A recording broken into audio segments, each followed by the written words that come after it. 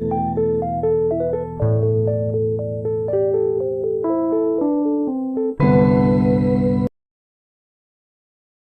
वालेकुम वरहमतुल्लाहि वबरकातुहू। जी मैं सना उस्मान फिर हाज़िर हूँ मन की दुनिया के साथियों। कैसे हैं आप लोग?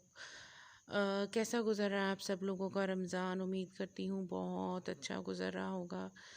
बस ये आखिरी सातें हैं, दूसरा अशरा भी ख़त्म होने को है और आप देख रहे हैं कि कितनी तेज़ी से वक़्त गुज़र रहा है।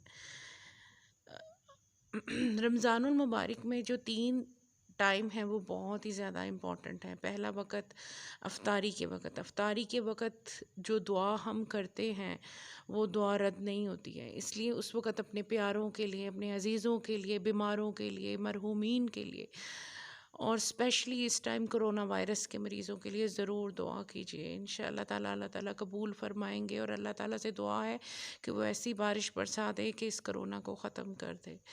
और दूसरा वक़्त रात के वक़्त, सहरी के वक़्त, उस वक़्त भी ज़रूर वक़्त निकालें दुआ करने के लिए, ज़रूर वक़्त निकालें। तन्हाई में अल्लाह से रो रो के दुआ मांगें। हमने उन लोगों में से नहीं बनना है जो लोग रमज़ान को पाते हैं लेकिन बख्शिश नहीं करवाते हैं। हमने उन लोगों में से नहीं होना है इंशाअल्लाह। हमने उन लोगों में से बनना है कि जो रमज़ान जिनके घर मेहमान बनकर आता है और वो उसकी खूब खिदमत करते हैं। तीसरा वक़्त वो है जब आप लोग फ़जर की नमाज़ पढ़ते हैं।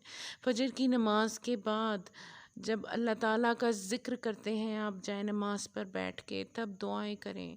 तब सूरज निकलने तक अपने अल्लाह से मांगें जो आपने मांगना है।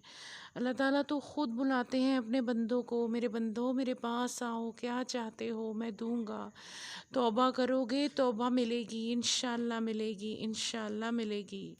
ये इस वक़्त को ख़ाली मत जाने दें और ख़ूब अल्लाह ताला से दुआएं करें, खूब खूब दुआएं करें बिल्कुल भी।